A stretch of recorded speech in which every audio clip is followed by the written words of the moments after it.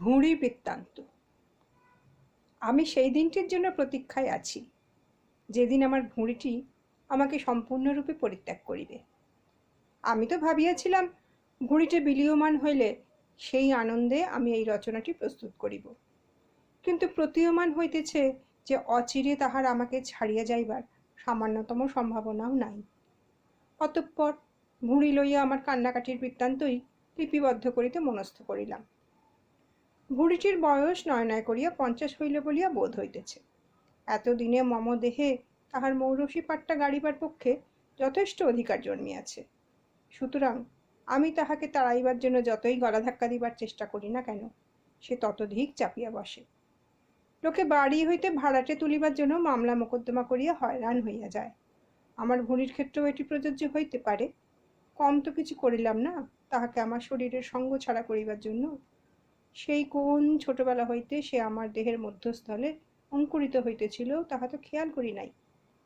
সকালে স্কুল করিয়া দুপুরে দিবানিদ্রা দেবার সুবর্ণ সুযোগ কখনোই হাতছাড়া করি নাই। গরমের দুপুরে ঘরের জানালার খড়খড়ির পাল্লা বন্ধ করিয়া পর্দাগুলি ভিজাইয়া দিয়া অন্ধকার ঘরে আরামের ঘুম। আহা, মনে পড়িলে এখনো ভালো লাগে।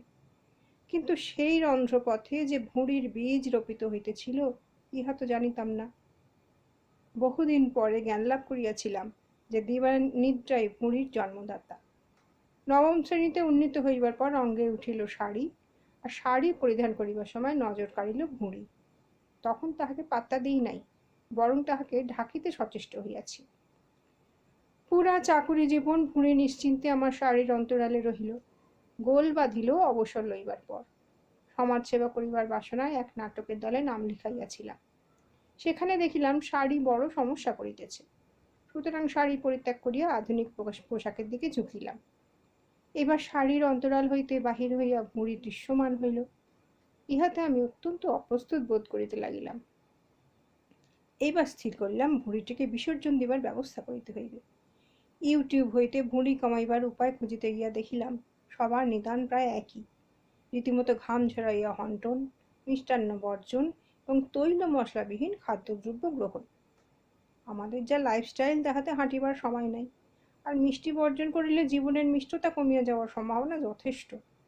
যে বহুবিধ মিষ্টান্নের জন্য বাঙালির খ্যাতি, নিজে বাঙালি হইয়া সেই মিষ্টান্ন পরিত্যাগ করা খুব কঠিন কাজ সন্দেহ নাই। সুতরাং আরও বিভিন্ন পন্থার অন্বেষণ করিতে লাগিলাম। দেখিলাম একটি সহজ পন্থা, খালি পেটে মধু এবং পাতিলেবু সহযোগে গরম জল পান করিলে শরীর হইতে চর্বি গলিয়া যায়।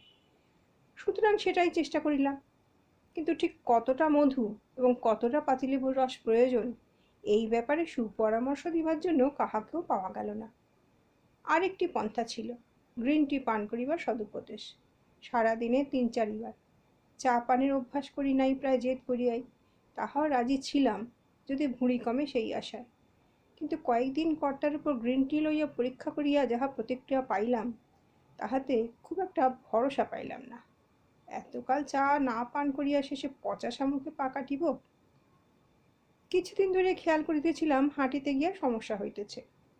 পারিবারিক চিকিৎসকের নিকট ভুঁড়ি কমাইবার উপায় জানিতে চাওয়ায় তিনিও হাঁটিতে বলিলেন। তাহাকে জানাইলাম হাঁটিতে গেলে সমস্যা হয়। তাই শুনিয়া শরীরের কিছু পরীক্ষা করাইলেন এবং তাহাতে জানা গেল হৃদয় বিদ্রোহ ঘোষণা করিবার পথে অগ্রসর হইতেছে। সুতরাং ভুঁড়ি ভাবনা তুলিয়া রাখিয়া হৃদয়কে সন্তুষ্ট করিবার ভাবনা ভাবিতে হইল। হৃদয়ের মান ভাঙাইবার পর চিকিৎসকের নিদান এইবার হাঁটিতেই হইবে, নইলে হৃদয় আবার বিদ্রোহ করিতে পারে। এতদিনের দ্বিধা জড়তার সমস্যা কাটাইয়া হাঁটিতে শুরু করিলাম। আনন্দ পাইলাম ভাবিয়া যে এইবার নিশ্চিত ভুঁড়িকে হার মানানো যাইবে। আর হাঁটিতে কষ্ট নাই। 1 ঘন্টা নিশ্চিন্তে হাঁটি, কিছু ব্যায়ামও করি। হাঁটিতে হাঁটিতে কিঞ্চিত হইল শরীর হালকা হইল, কিন্তু ভুঁড়ি যেমনকার তেমন। তাহার নড়িয়া বসিবার সামান্যতম ইচ্ছাও আছে বলিয়া বোধ হইতেছে না। কতদিন ধরিয়া সাহস সঞ্চয় করিয়া বহুদিনের শখ মিটাইবার জন্য একটি জিন্সের প্যান্ট কিনিলাম, তা ওই হতভাগ্য ভুঁড়ির জন্য কি আর সেটি পরিবার জো আছে? সাহস করিয়া পড়িয়া আয়নার সামনে দাঁড়াইলেই আয়না বলে, আগে ভুঁড়ি কমাও, তারপরে এটি পরো। হতাশ হইয়া চুড়িদার চাপাই। পথে ঘাটে অনেক ভুঁড়িওয়ালা মহিলাদের নিশ্চিন্তে জিন্সের প্যান্ট পরিয়া যাইতে দেখিয়া সাহস সঞ্চয় করিবার চেষ্টা করি। কোথায় ভাবিয়াছিলাম কলারওয়ালা শার্ট ঘুরিয়া পরিয়া স্টাইল মারিব, কিন্তু ওই হতচ্ছাড়া ভুঁড়ির জন্য সে ঘুরে বালি পড়িয়াছে।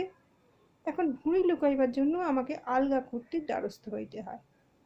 প্রাতঃকালে চিত হইয়া ব্যায়াম করিবার সময় মনে হয় ভুঁড়িটা গিয়াছে বুঝি, কিন্তু বেলা যত গড়াইতে থাকে শরীরের অভ্যন্তরে বিবিধ খাদ্যদ্রব্যাদি প্রবেশ করিতে থাকে, আর ততই আমাকে হতাশ করিয়া ভুঁড়িটি প্রকাশ পাইতে থাকে।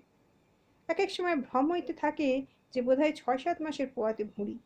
আমি ক্রমশই হতাশায় নিমজ্জিত হইতে থাকি। আবার সকাল হইতে ব্যায়ামের পরিমাণ বাড়াইয়া ভুঁড়ির সঙ্গে লড়াই জারি রাখার প্রচেষ্টা চালাইতে থাকি। একসময় মনে হয় এই ভুঁড়িটি একমাত্র আমার সহিত পরলোক যাত্রায় সঙ্গী হইবে। এ জীবৎকালে সে আমাকে পরিত্যাগ করিবে না। সে ঠিক করিয়াছে যে তোমায় ছাড়ে ছাড়ুক, আমি তোমায় ছাড়িব না।